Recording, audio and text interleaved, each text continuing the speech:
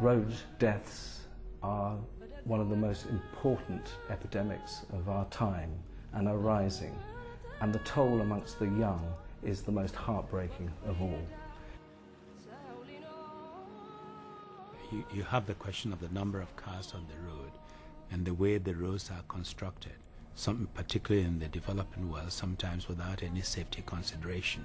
So you need to ensure that the cars have a safety requirement, but also to ensure that the roads are built with safety in mind.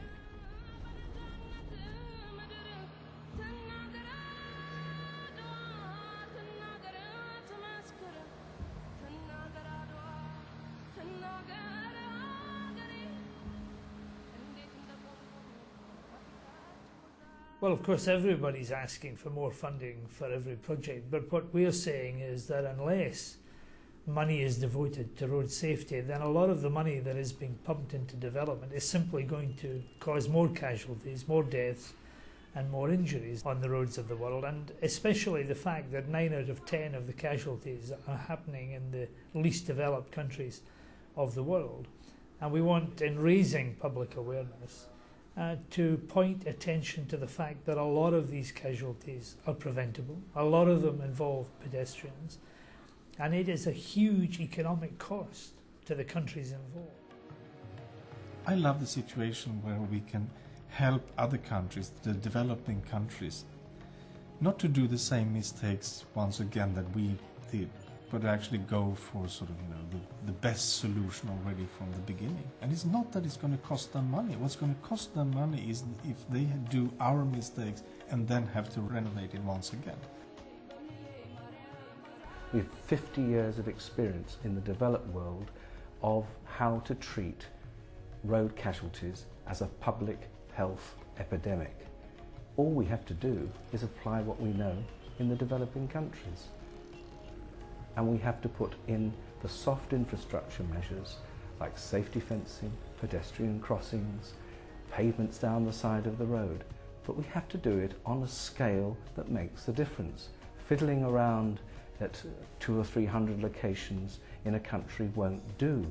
We have to do it at literally tens of thousands of locations. It doesn't cost that much, but you have to get organised.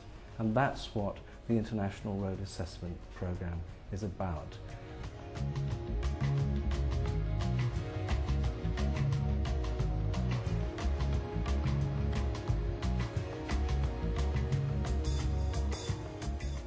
Is to go out and inspect roads for safety, award them stars, and say and recommend how things can be improved. iRAP also maps the likelihood of serious crashes, so everyone has a colour-coded picture to share of the rate at which people are dying. People die on the roads in 4 main ways.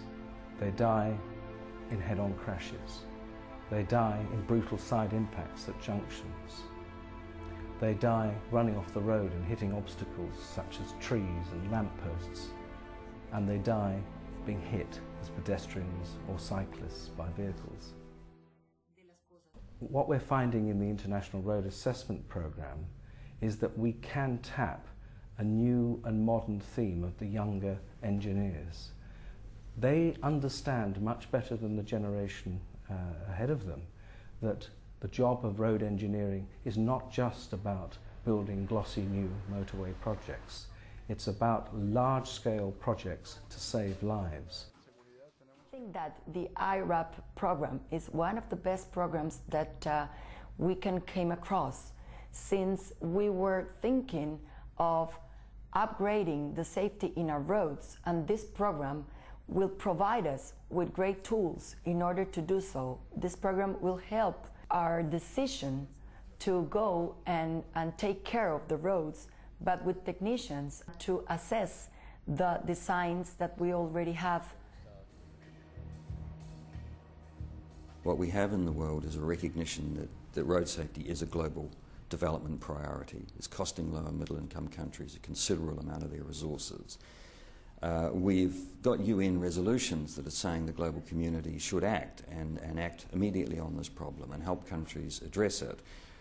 What we're lacking relative to other major public health problems like tuberculosis or malaria is the level of resources available to help countries deal with the problem. Road safety should be an integral part of any road infrastructure activity. The protective features of a roading environment should have a high priority put on them, particularly for vulnerable users, pedestrians and cyclists, motorcyclists.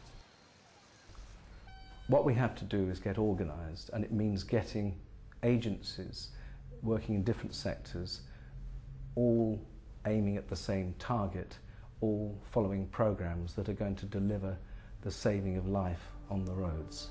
Putting in pavements, putting in crossing points, making sure the junction layouts are safe, making sure there is safety fencing when there are trees and dangerous obstacles and cliff edges to fall over.